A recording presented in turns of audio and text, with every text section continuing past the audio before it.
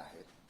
काल निवडून आलेल्या सर्व जिल्हा परिषद, पंचायत समिती, नगरपालिका, महानगरपालिका सदस्यांचा, नगराध्यक्ष, अध्यक्ष वगैरे यांचा सर्वांचा सत्कार करण्यात आला आणि त्यांना शुभेच्छा दिल्या. आज सतत 4 दिवस आता आम्ही पूर्णपणाने जिल्ह्यातल्या प्रत्येक आढावा घेतोय. पक्ष बांधणी, पक्ष मजबूत संघटना उभी करणे आणि वेगवेगळ्या प्रकारचे कार्यक्रम, अशा प्रकारचा कार्यक्रम आम्ही या ठिकाणी घेतलेला आहे. आता विदर्भापासून आम्ही सुरुवात करतोय. पुण्यामध्ये आम्ही पश्चिम महाराष्ट्र आणि उर्वरित महाराष्ट्राची बैठक घेऊ आणि त्याचबरोबर 6, 7, 8ला सुप्रियाताईंच्या उपस्थितीमध्ये पक्षाच्या असलेल्या फ्रंटलची बैठक घेऊन पक्ष संघटना मजबूत करणे, पक्ष संघटनेची विस्तार करणे आणि राज्यभर या असलेल्या पक्षाची बांधणी करत असून परत पुढे दौरे करणे आणि वेगवेगळ्या विषयाच्या संदर्भातून आता पक्ष कार्यान्वित करून आक्रमकतेने त्या ठिकाणी आवाज उठवण्याचा प्रयत्न आम्ही 100% करणार आहोत. राष्ट्रवादी काँग्रेस पक्षाचा त्यांना पाहायला गेला तर शिवशाहू फुले आंबेडकर विचारधारा आहे. या विचारधारेवर प्रामुख्यानं पक्षामध्ये वेगवेगळे सेल आहेत. ओबीसी सेल असेल, अल्पसंख्याक सेल असेल, सामाजिक न्याय सेल असेल. राष्ट्रवादी काँग्रेस, अजित पवार पक्षानं हे तिन्ही सेलच आता नाहीसे केल्याची बाब समोर आली. मला पण काल कळलेलं आहे की पक्षाच्या घटनेमधून 2 या ठिकाणी बदल करण्यात आले. त्या बदलामध्ये अल्पसंख्याक आणि ओबीसी हा रद्द करण्यात आलेला कळतोय. खरं म्हटलं तर मला सांगावंसं वाटतं की शरद पवार साहेबांनी स्थापन केलेल्या राष्ट्रवादी काँग्रेस पक्षामध्ये छत्रपती शिवाजी महाराज, शाहू फुले आंबेडकरांचा पुरोगामी महाराष्ट्रात आणि चव्हाण साहेबांच्या विचाराचा महाराष्ट्र हा नेहमी सातत्याने जपण्याचा प्रयत्न केलेला आहे, करत आहोत. आणि पक्ष विभाजन झाल्यानंतर सुद्धा अजितदादांनी प्रामुख्याने ती काळजी घेतली होती की त्यांनी आपली भाजपचे झालेला अलायन्स असताना सुद्धा त्यांनी स्वतःची एक ओळख ही पुरोगामी विचाराचीच करण्याचा प्रयत्न त्यांनी केला. हे सातत्याने त्यांनी वेगवेगळ्या प्रकारच्या कार्यातून आणि कामातून दाखवलेलं आहे. प्रत्येक या सर्व याच्यातून त्यांनी जरी अलायन्स झालं तरी आपण या विचाराची बांधील आहोत असं दाखवण्याचा प्रयत्न केलेला आहे. अजितदादा गेल्यानंतर मला वाटतं या घटनेमध्ये बदल करणं म्हणजे भाजपच्या विचाराशी असलेली जुळवणूक करण्याचा प्रयत्न होतो का, अशा प्रकारची चर्चा किंवा शंका येते. मला वाटतं की पक्षाने त्याचा खुलासा त्यांच्या केला तर बरं होईल.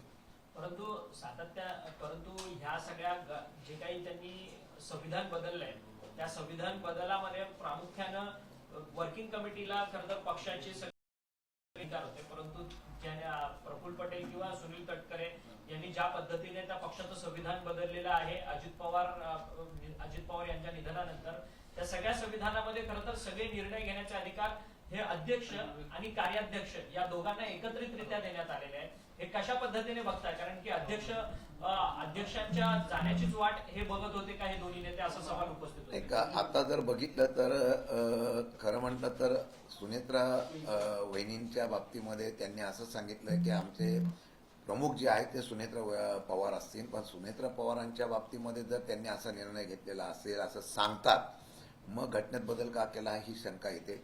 मला वाटतं की घटनेत बदल करण्याच्या बाबतीत मला निर्णय घेतल्यानंतर मला कळलेलं आहे, ते पण मीडियाच्या माध्यमातून कळलेलं आहे की त्यांनी सुनेत्रा पवार, ज्या सुनेत्रा वहिनींनी त्या पद्धतीने पत्र पण दिलेलं आहे की पूर्वीचे झालेले काही निर्णय असेल त्याच्याबद्दलची त्यांनी आक्षेप घेतलेला आहे आणि ते ग्राह्य मानू नये असं सांगितलेलं आहे. आणि मला वाटतं की त्यांना ती कळल्यानंतर त्यांनी ती कारवाई केलेली दिसते. पवार साहेब महाराष्ट्राचा दौरा करणार आहेत. कसा हा दौरा असेल, कार्यकर्त्यांसाठी कितपत महत्वाचा हा दौरा असेल, पक्षासाठी म्हणून? नाही, आता आम्ही बैठका घेतोय. बैठका घेतल्यानंतर पहिली पक्ष संघटना मजबूत करणे, परत पक्ष संघटनेमध्ये आम्हाला बदल करून एक चांगल्या प्रकारची पक्ष संघटना जी विरोधकांची पोकळी आहे ती भरून काढण्याचा प्रयत्न आम्ही 100% करणार आहोत. ते करत असताना मग एकदा पक्षाची बांधणी आणि पक्ष संघटना मजबूत झाली की पवारसाहेब सुद्धा त्या संदर्भामध्ये निश्चितपणाने त्या ह्याच्यामध्ये दौरे करून निर्णय घेतील. परंतु सर, सातत्यानं अशोक खरात बंधुबाबा प्रकरण जे आहे ते राज्यभरामध्ये गाजताना आपल्याला पाहायला मिळत आहे. रुपाली चाकणकर ज्या माजी महिला आयोगाच्या अध्यक्ष होत्या त्यांचा थेट संबंध या सगळ्यामध्ये दिसून येतोय. गेल्या 16 वर्षांपासून त्यांचा बंधुबाबांशी खरातांशी संपर्क होता. शिवनिका ट्रस्ट वरती देखील त्या सदस्य होत्या अशोक खरातांच्या. त्यांची चौकशी SIT मार्फत केली जाणार आहे, परंतु त्या चौकशीला सामोरं जात नाहीये, हजर राहत नाहीये. वेगवेगळी कारणं त्यांच्याकडनं या SITला देण्यात येत असताना पाहायला मिळतात. कशा पद्धतीने बघताय? मला वाटतं की त्यांचं नाव त्याच्यात आलं असेल तर त्यांनी चौकशीला समोर जाणं गरजेचं आहे. SITने बोलवल्यानंतर त्या चौकशीला त्या वेगवेगळ्या ट्रस्टमध्ये असतील तर त्यांनी जाणं गरजेचं आहे. त्यात त्यांचं नाव असेल तर SIT कारवाई करेल, राज्य सरकार कारवाई करेल. परंतु त्या संदर्भामध्ये टाळाटाळ केली जाते, अशा प्रकारची चर्चा होणं चुकीचं आहे. जो पोफळे म्हणून जे या शिवनिका ट्रस्टचे सीए आहेत, जो संपूर्ण अशोक खरात यांचं आर्थिक व्यावहारिकदृष्ट्या काम बघायचे, पोफळे यांचे अनेक मालमत्ता जे आहेत ते पुण्यातल्या कोरेगाव मध्ये आपल्याला पाहायला मिळतात. जवळपास कोरेगाव पार्क मध्ये 1.5 एकरचा लँड पार्सल त्यांच्याकडे आहेत आणि अनेक रो हाऊसेस त्यांच्या नावावरती असल्याची माहिती मिळते. एवढ्या एका सीए कडे इतकी मोठी संपत्ती कुठून आली, हा देखील सगळा प्रश्न आहे. याच्यामध्ये मनी लॉन्ड्रिंग झाल्याचे देखील संशय आहे. नाही, मग SIT पुरता हा निर्णय मर्यादित राहत नाही. जर त्यामध्ये हवाला असेल, त्यामध्ये मनी लॉन्ड्रिंग असेल तर त्यामध्ये वेगवेगळ्या प्रकारच्या यंत्रणा सुद्धा आल्या पाहिजेत. मग IT आला पाहिजे, ED सुद्धा आलं पाहिजे आणि त्यांनी ती चौकशी करून त्याच्या पाठीमागे जे कोणी आहेत आणि आज जर चुकीच्या पद्धतीने झाला असेल तर आमची मागणी आहे की 100% याच्यावर अशा प्रकारची कारवाई करणं गरजेचं आहे. सातारा प्रकरणामध्ये SPची सक्तीच्या रजेवर पाठवला अशी चर्चा सुरू झाली. प्रत्यक्षात मात्र वेगळंच कारण समोर येते.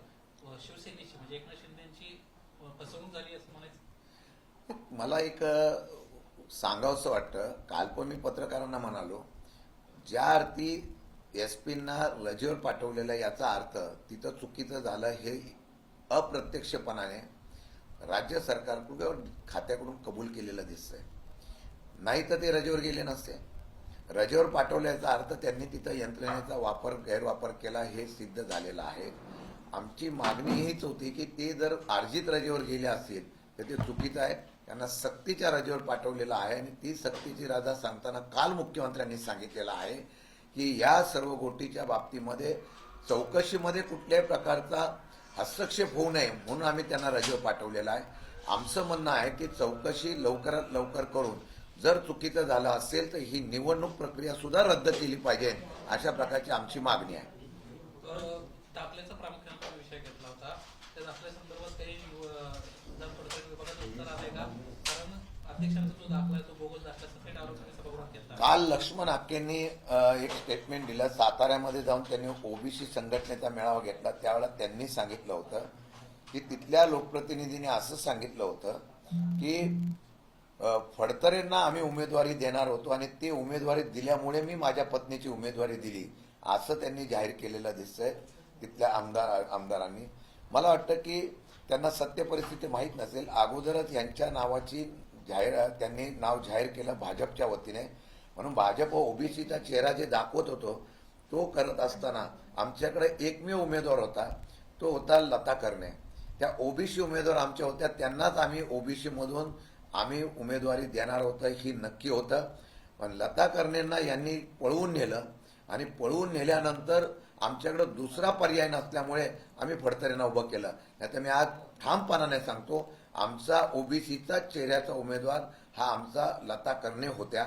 त्यामुळे जे काही काल हाकेंना सांगण्यात आलं ते चुकीचं सांगण्यात आलं होतं. त्यामुळे त्यांच्याकडे उमेदवार होते, त्यांच्याकडे 3 उमेदवार OBC चेहऱ्याचे असताना सुद्धा भाजपने OBC चेहरा दिला नाही. उलट त्यांना सत्ता पाहिजे होते म्हणून OBCचा नुसता वापर करायचा आणि सत्ता पाहिजे होते म्हणून त्यांनी या प्रिया शिंदेंना त्या ठिकाणी उमेदवारी दिली. तो दाखला सुद्धा शेवटच्या 2 दिवसा अगोदर दिलेला आहे आणि 2 दिवस अगोदर जर त्यांनी दाखला दिला असा तर याचाच अर्थ भाजपने OBCवर तिथं अन्याय केलेला आहे. परंतु महेश शिंदे एकीकडे शिंदेच्या शिवसेनेमध्ये, त्यांच्या पत्नी मात्र भाजपमधून निवडणूक लढत आहे. नक्की महेश शिंदे हे कोणत्या पक्षाचे आहेत, भाजपचे आहेत की शिवसेनेचे आहेत? तर त्यांनाच विचारा. कसं आहे की सोयीने राजकारण करण्यापेक्षा तत्वाने राजकारण करणं फार महत्वाचं असतं. आम्ही तत्वाने राजकारण करतो. त्यामुळे त्यांनी आरोप केले होते की शशिकांत शिंदे आले म्हणून आम्हाला निर्णय घ्यावा लागला. रोज वेगवेगळ्या प्रकारचे चर्चा आणि चेहरे दाखवण्यापेक्षा एक चेहरा त्यांनी दाखवायला पाहिजे. मी शेवटच्या क्षणाला आलो, पण महेश शिंदे अगोदरपासून भाजपच्या विचाराचेच आहे. फक्त सोयीला फक्त एकनाथ शिंदेचा आणि पक्ष एवढाच त्यांचा आधार होता. मला वाटतं की आता जनतेला सुद्धा कळलेलं आहे. त्यामुळे त्यांनी कितीही काही सांगितलं तरी त्यांनी मला वाटतं की भाजपला आणि सगळ्यांना वेटीत धरलेलं होतं की माझ्याकडे दोन मतं आहेत माझी. जर तुम्हाला निवडून द्यायचं असेल तर माझ्याच पत्नीला उमेदवारी दिली तरच मी तिथं हे करते, असं दोघांनाही त्यांनी ब्लॅकमेलिंग केलेलं दिसतंय. परंतु ते शिवसेनेत राहून भाजपचंच काम करतात का आता? वस्तुस्थिती तशीच आहे ना. शिवसेना शिंदे गटाच्या एकही पदाधिकाऱ्याला ते बरोबर घेत नाही. एकच पदाधिकारी नियुक्त केलाय, पण अख्खी बॉडी भाजपची आहे. त्यांच्या पत्नी उपाध्यक्ष आहे. शेवटी त्यांचा महिला भगिनीचा त्यांचा तो अधिकार आहे. त्यांनी कुठून कोणत्या पक्षाचं करावं हा त्यांचा अधिकार आहे. परंतु दोन पक्षाची भूमिका घेऊन चालणं मला वाटतं कितपत योग्य आहे मला वाटत नाही. अध्यक्ष, दिल्लीमध्ये ऑपरेशन तुतारीची खूप जोरदार चर्चा होती, मात्र त्याला कुठेतरी ब्रेक लागलाय. हा? ऑपरेशन तुतारी तुतारीची खूप चर्चा होती, त्याला ब्रेक लागलाय अशी माहिती मिळते. कारण एकनाथ शिंदे कुठेतरी वरचढ होत आहेत भाजपला आणि त्यामुळे या तुतारीला ब्रेक लावलाय ऑपरेशन तुतारी. मला वाटतं की ह्या बातम्या सातत्याने देण्याचा प्रयत्न येत होतो की महायुतीमध्ये काय आलबेल नाहीये. आपापसामध्ये जी चढाओढ आहे, आपली खुर्ची स्थिर करण्यासाठी किंवा आपल्याला तिथे भक्कमपणे दाखवण्यासाठी प्रत्येक जण ऑपरेशन करताय. पण तुतारी ऑपरेशन होणार नाही, मी खात्री देतो. पवारसाहेब आणि सुप्रियाताईंच्या माध्यमातून आमचे 8ही खासदार या असलेल्या देशाच्या सध्याच्या परिस्थितीमध्ये फार अभ्यासपूर्ण आक्रमकतेने सरकारच्या विरोधात त्या ठिकाणी आवाज उठवत आहेत. मग इराकचं युद्ध असेल, अमेरिकेच्या या युद्धामुळे जी काही परिस्थिती निर्माण झाली असेल किंवा महाराष्ट्राच्या सध्याच्या परिस्थितीवर ते पूर्णपणाने सरकारच्या विरोधात भूमिका मांडतायत. त्यामुळे ऑपरेशन तुतारी वगैरे काही नाही.